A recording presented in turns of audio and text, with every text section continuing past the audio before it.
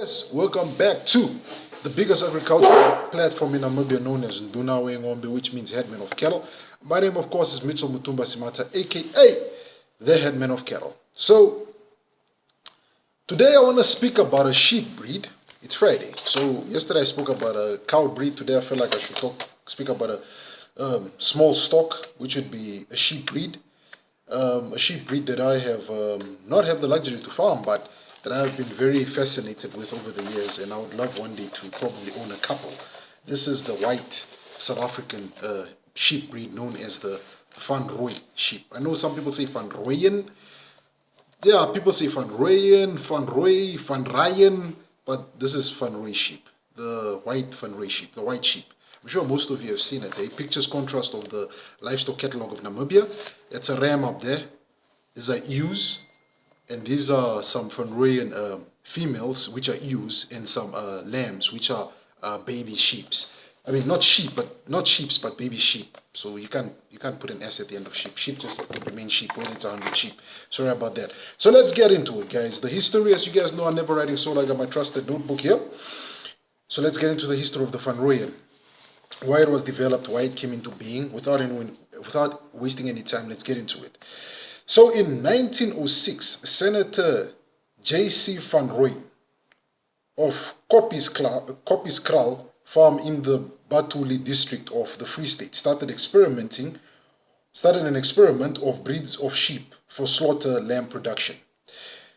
The breed had to be strong, hardy to cope with regular droughts. It had to be fertile in order to maintain a high percentage of production and conformation.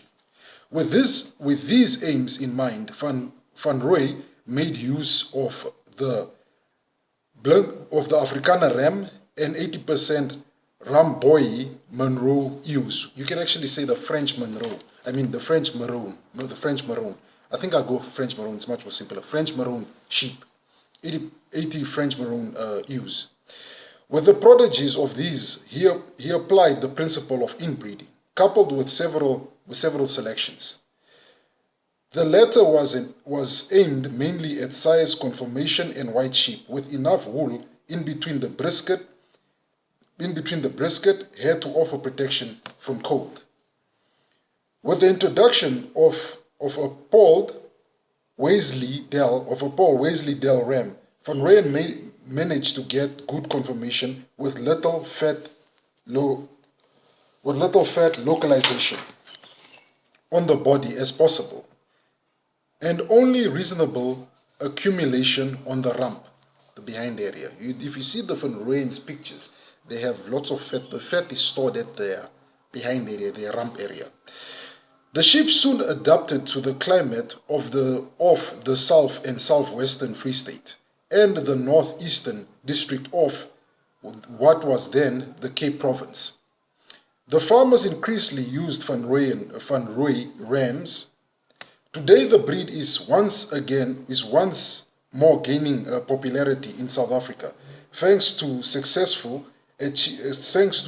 achieved with carcass conformation by the Van Rooy Sheep Breeder Society. The milk production of the Van Rooy ewes, coupled with its ability to use natural grazing in adverse conditions, ensure maximum production in dry areas.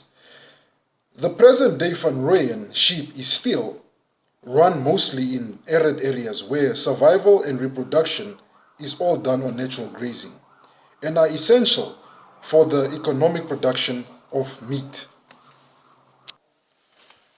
Van Rooy ewes can be mated throughout the year and are ideally suited for accelerated lambing systems. Some farmers also take advantage of the hardiness of the Van Rooy ewes to crossbreed with Dober, white Dober, Doha Maroons, and others to produce a heavier slaughter lamb. The characteristics of the sheep breed.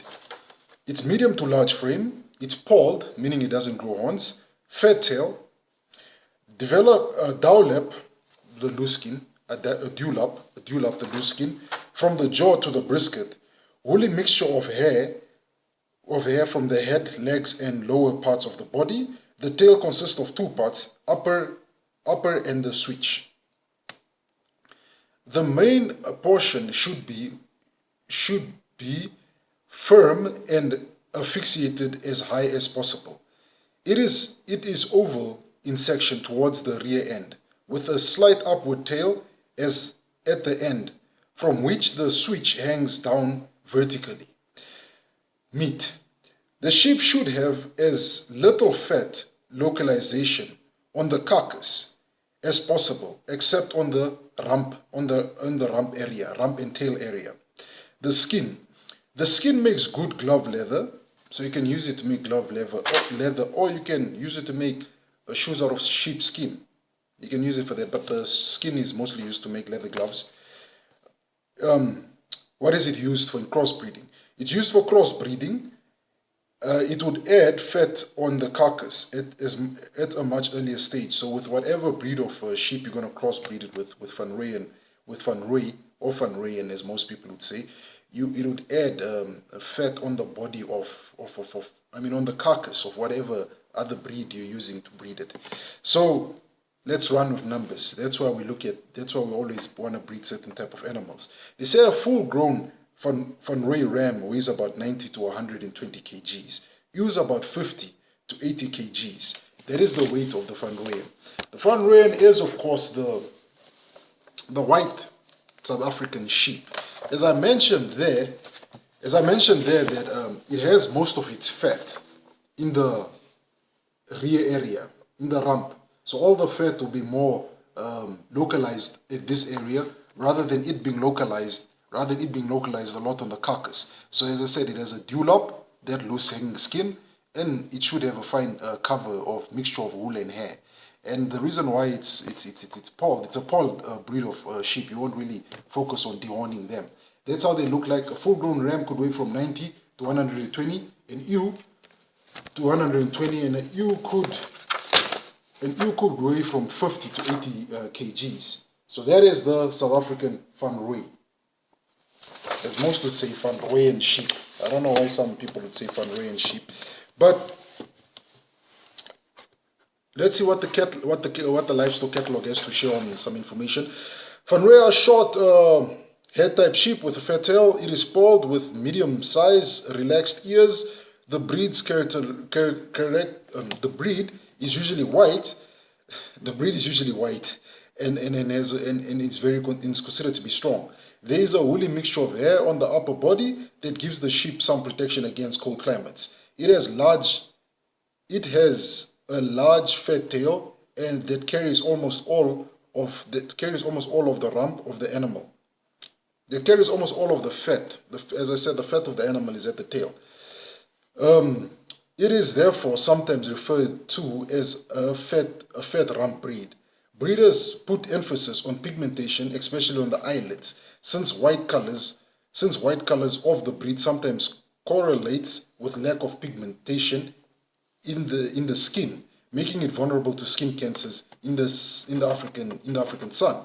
It is a meat-producing breed and superbly adapted to harsh environment conditions of Namibia and Southern Africa as a whole. In the northern commercial areas of Namibia, the Van Rooy is popular